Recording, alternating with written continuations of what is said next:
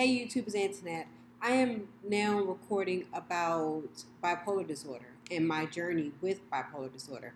I'm going to reference the Diagnostic and Statistical Manual of Mental Disorders, the DSM IV. The fourth edition was like the prevailing authority, and then they came out with the DSM V. There may be another edition, but because it's so comprehensive, they they only revise it, at certain times. So as of 2000 and I want to say 9, it was DSM 5. Maybe 2014, sorry, but as of 2014, it was the DSM 5. So let me just start. So bipolar disorder. In order to have bipolar, and I'm going to talk about bipolar 1 disorder because there are two types. There's bipolar 2 and there's bipolar 1. Bipolar 2 is typically focused on major depressive disorder, and bipolar 1 is where you have psychosis or mania associated with your bipolar episode. So the Diagnostic and Statistical Manual says the diagnostic criteria is that for a diagnosis of bipolar 1 disorder, it is necessary to meet the following criteria for a manic episode. A manic episode is what makes bipolar 1 what it is. And it says the manic episode may have been preceded by and may be followed by hypomanic or major depressive episodes. And there is a lot about what a manic episode entails. So, a distinct period of abnormally or persistently elevated, expansive, or irritable mood, and abnormally and persistently increased goal-directed activity or energy, lasting at least 1 week and present most of the day, nearly every day, or any duration if hospitalization is necessary. So mania, and I can talk a little bit about this from personal experience.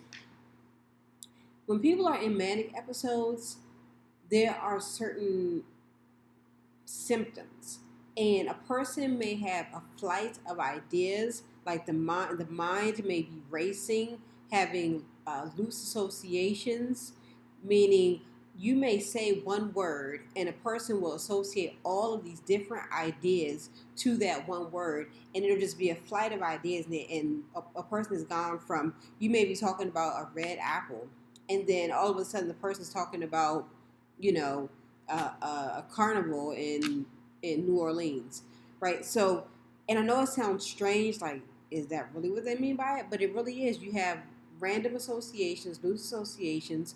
You have flight of ideas, and then the mind is racing. It's almost like your ideas are in a jungle gym or a playground, and you just have an idea from idea from idea. Now, the good thing about bipolar is that there's a lot of creativity associated with those people who are diagnosed with bipolar disorder.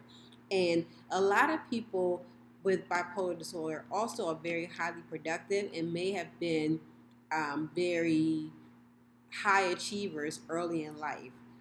I was a very high achiever. I continue to be a high achiever in life because I'm managing my mental health well with, following the proper regimen, working with doctors, and accomplish a lot early in life.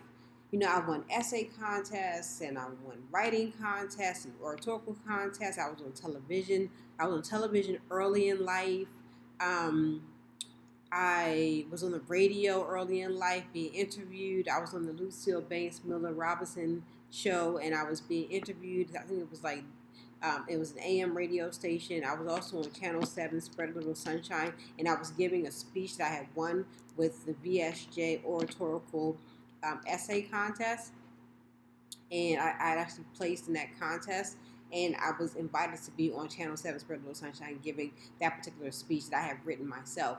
I won savings bonds early in life. I played lots of sports. I ran track. I played soccer. I played basketball. So I was very, very active, and academically I was very, very talented in terms of, and a lot of people are talented early in life in academics. There are people who don't really take to academics, but they're genuinely smart. They just are kind of rebels. They're like, well, they understand the education system, they understand what they need to know about life, and they don't necessarily want to follow the prescribed, course of action uh, for traditional academic progress or achievement. But they know how to handle life. These are people who get their jobs early. Anyway, I don't want to digress. I so I was very high achieving, and it's unclear why that is, unless it's just the high levels of elevated energy, and there are people who may believe that it stems from having a need to, feel adequate. Anyway, I was very high achieving, and my first break, so to speak, was in my college years. And I made it all the way to my senior year of college without issue. But toward the end of my college experience, I began to experience these racing thoughts, and I didn't know what it was. I was having problems sleeping, but I couldn't identify why that was happening to me. I wasn't familiar with bipolar disorder. There were people in my family who had had experiences with mental health challenges, but I didn't understand the details, the intricacies. I was a very young child, and I just happened to know that this family member or this particular family member had, there was something different about them, but I wasn't. I was concerned about myself to a certain extent by the time I got to college, but I wasn't aware of what the symptoms were or what the diagnosis was, or I just wasn't well educated in terms of what the book knowledge was. Now, I observed the people in my family who had the challenges, and I was very involved in their lives, and we just worked to get through that situation. Anyway, in college, I had I was having problems sleeping. I called home and said, hey, there's something going on. I don't know what it is. And no one thought, hey, this could be a manic episode. Everyone was like, Antoinette is fine. She's high achieving. I had my own place. I had my own car. I was about 18, so I just got into college. I was away at college, probably about 4 hours away from home. I went to college in VA, in Hampton, VA, and and I was just doing well in school. I was dean's list, and I danced for the basketball team. I was on the women's dance troupe for the men's basketball team. So I danced for the men's basketball team as part of the women's dance troupe. I played intramural sports. I was working out and working out my body and exercising. I was in fashion shows. So I was just very, very high achieving.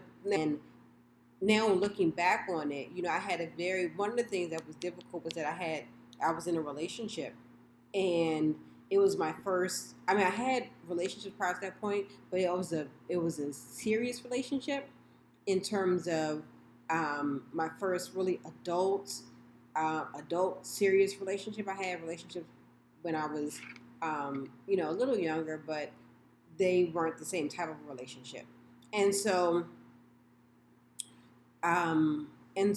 that relationship was difficult because it came to an end, and and I in part attributed to the manic episode I was having, in large part attributed to the manic episode I was having, and this was college.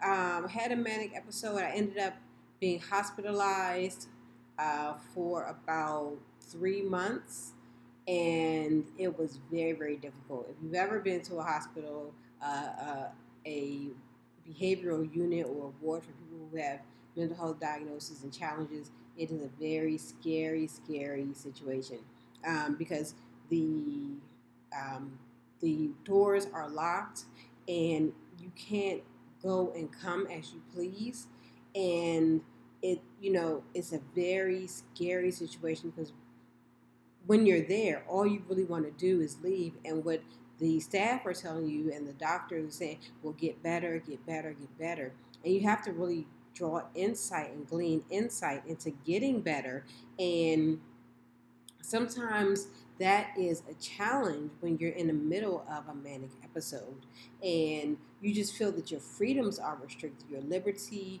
and your freedoms are restricted, and it's just very, very difficult to make it through that type of situation. Anyway, so bipolar 1 has psychosis, and I read from the Diagnostic and Statistical Manual, and I'm going to return to it.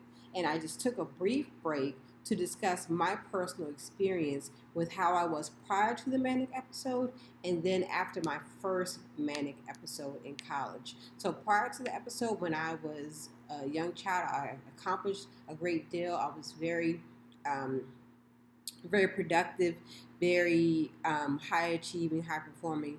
And then I had the manic episode when I was 21. And it had begun even before that point, but the full eruption of the manic episode occurred when I was in college getting ready to graduate.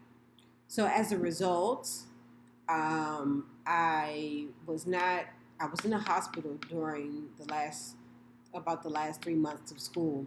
And those are critical times because that's when you have your final exams and any final projects you have to submit, and you're doing evaluations for the class, and you're being evaluated on your performance. And so it was very difficult because I was in the hospital, and you just can't do that. And so it's like, well, am I going to graduate? And that was a critical point for me because I had done so well up until the point for this disaster to just happen all of a sudden. And I had taken more classes than I needed, but I still had to meet certain requirements, and those requirements were mandatory in order to graduate.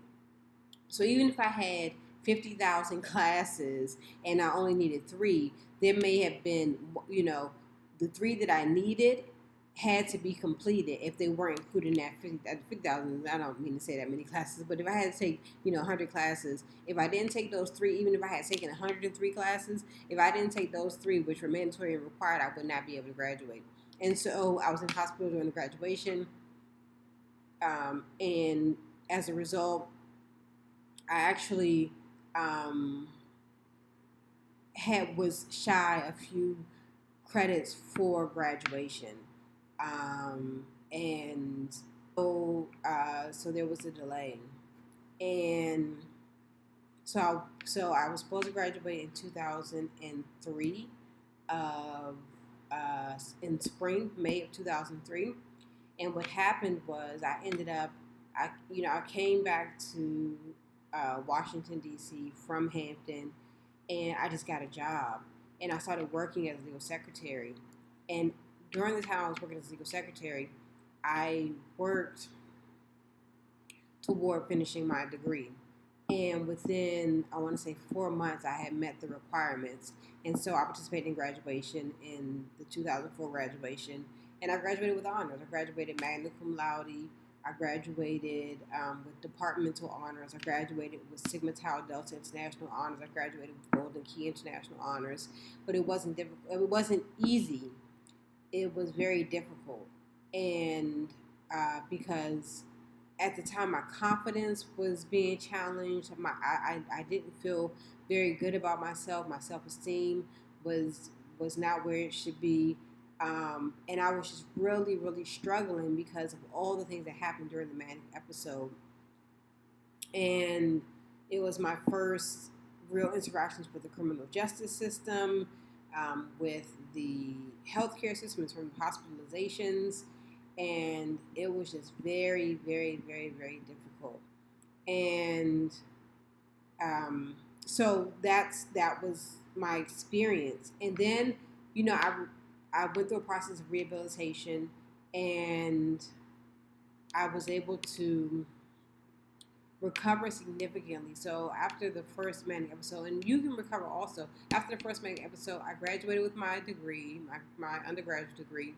Then I went on to pursue additional education and earned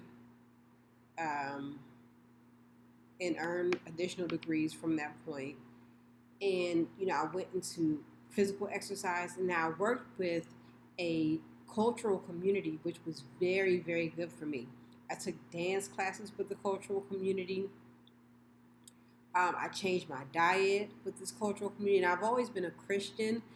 And at this time, I was really practicing with, um, changing my eating habits and things like that. I didn't have bad eating habits, but, you know, I changed certain things because I wanted to live a life that was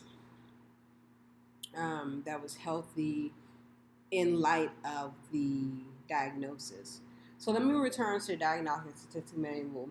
So what I said about the manic episode is that it's a distinct period of abnormally persistently elevated, expansive, or irritable moods, right? So I already said that about bipolar one, and then also during the period of mood disturbance and increased energy or activity, um, three or more of the following symptoms, four if the mood is only irritable, are present to a significant degree and represent a noticeable change from usual behavior. So these are the things I was talking about. Um, the psychosis that you experience as a result of the manic episode. And so it has inflated self-esteem or grandiosity, decreased need for sleep, which I was saying I wasn't sleeping as well. Feels restless only after 3 hours of sleep. More talkative than usual, or pressure to keep talking. And it's a slight variation, so you have to be able to distinguish between when a person's in a manic episode and their regular personality, right? So a person can be talkative, doesn't mean they're bipolar. A person may need less sleep, doesn't mean they're bipolar. It's just a combination of all of these things together that may indicate bipolar disorder. It says flight of ideas, which is what I stated earlier, or subjective experience that thoughts are racing. Distractibility, attention to too easily drawn to unimportant or irrelevant external stimuli as reported or observed. Increase in goal-directed activity, either socially, at work or school, or sexually, or psychomotor agitation, purposely non-goal-directed activity. So I know everyone is like, well, that sounds like me. So, but it's a combination of these things. I'm not trying to scare anyone, because it doesn't mean a person's bipolar because they have one or two of these things. It says three or more, and you have to be in a distinct period of abnormally and persistently elevated, expansive, or irritable mood. So it's a combination of two things. These specific factors, but you have to also preliminarily, as a threshold matter, be in this mood. And then this is excessive involvement in activities that have a high potential for painful consequences, engaging in unrestrained buying sprees, sexual indiscretions, or foolish business investments. So now don't try to diagnose your cousin or diagnose, anyone saying, well, okay, I know what the criteria is. I think this person is bipolar, because, it is not necessarily that easy to identify. There are people who are high energy, who accomplish a lot, who are very high achieving, and it's not necessarily an indication of bipolar disorder just because they're high achieving. Think of Jeff Bezos or Mark Zuckerberg or Bill Gates or Jay-Z, or just so many of the people who are Kanye West, who are high producing and achieve so many things. And actually in the example of Kanye West, he is actually bipolar, or he has indicated that he has diagnosis of bipolar disorder. So that's a little bit different. But there are many high achieving people who are not bipolar. So I didn't want to. So I don't want you to think just because a person is high achieving, it may seem to fall into one of these categories that they are bipolar, because that may not be true. Now, I stated, according to the DSM IV, that there's hypomania that follows the manic episode, a hypomanic episode, and there's a major depressive episode that follows the manic episode. And so hypomanic is just a matter of extent. It's less extreme than the manic episode, but it has a lot of the same symptoms: inflated self-esteem or grandiosity, decreased need for sleep, more talkative than usual or pressure to keep talking, flight of ideas, or subjective experience and thoughts are racing, distractibility, increase in goal-directed activity, excessive involvement in activities that have a high potential for painful consequences, and those are some of the things that I stated for a manic episode according to DSM IV. And then there are people who have major depressive episodes. Now, I don't have major depressive episodes. I did, following my first manic episode, I did experience a level of sadness, but everyone experiences a level of sadness just in life generally. And there are people who are unipolar bipolar, meaning they only really experience the highs and not the lows, as opposed to with bipolar 2, where there are extended periods of depressive episode. So one can be bipolar and just have the mania and have a lesser extent of, some of the other moods or the other mood of hypomania or what have you.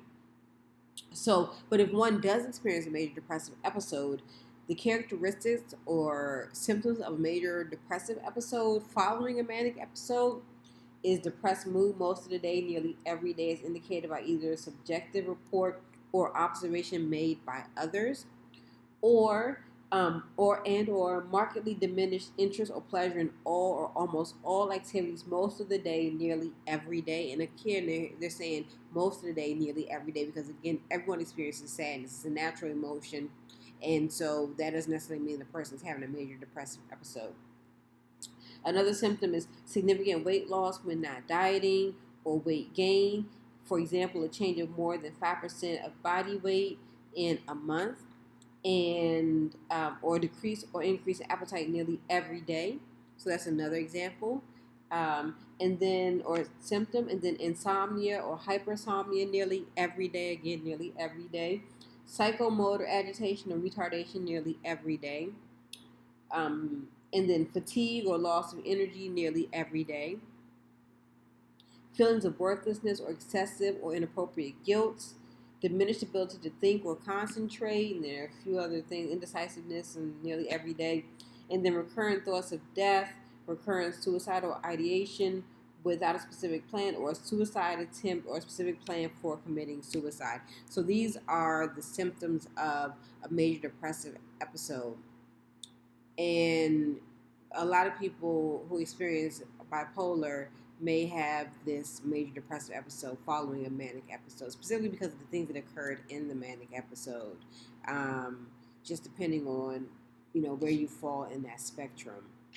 So that's bipolar 1 specifically, where there's psychosis or mania, and then there's a hypomanic stage or the major depressive episode. And so that's according to the DSM IV. And I just want to qualify and say,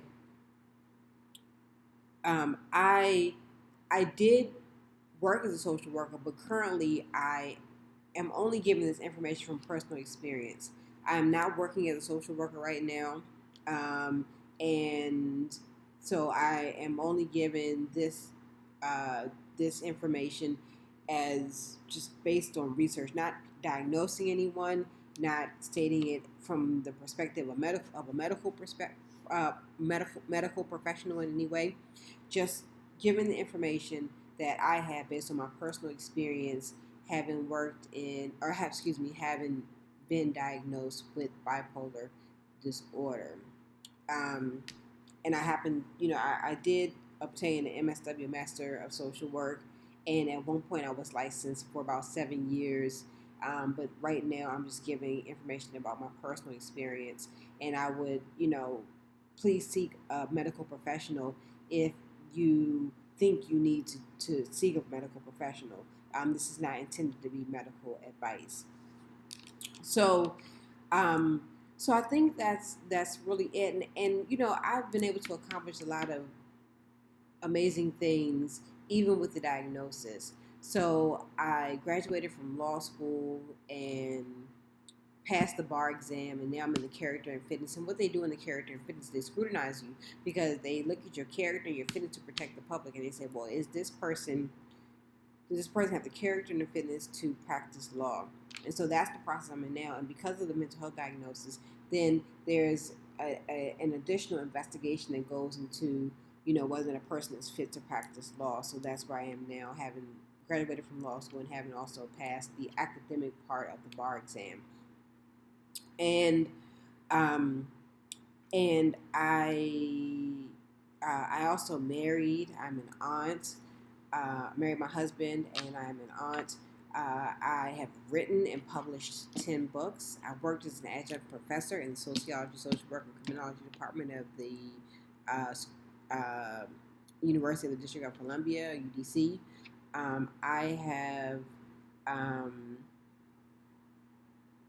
I've done so much. I model, and I've been modeling in the past, and I currently professionally model. There are different levels of professional modeling, but I'm prolific, and I've been paid, so professional. And what else? I've done so much. Still maintaining athletic involvement and engagement in terms of working with a personal trainer, and I've danced and tried to maintain a dance regimen. Haven't been quite so recently, but I did. But I for many, many years after the initial diagnosis, I continued to dance and, taking classes and things of that nature, and even performing. So I think that's it. I've earned 5 degrees and undergraduate degree in English, a master's in communication, a master's in social work, a Juris Doctor degree, and a Master of Laws in Intellectual Property. So these are the experiences that I've had post-diagnosis, and I've just, because of grace and mercy, I've been able to accomplish, great things. And I know that there are lots of individuals who are high functioning, who are attorneys, who are, who may also be medical professionals, and people who've done great things, have won Nobel Peace Prizes and been great mathematicians like John Nash, and I think he dealt with a specific mental health diagnosis, and so many of the greats in the past, the great artists and poets and musicians have dealt with mental health diagnosis, and they have been able to accomplish great things even through their diagnosis. So I think that a diagnosis is not a death knell. It's not the end of the world. It's not the end of a person's life. It really is a beginning. It's a way of seeing things, and a way of really having a perspective that's distinct and different and unique and rare, and a way of living life that people can learn from, your experience, the person's experience in dealing with their mental health diagnosis. So that's it. Antoinette signing off.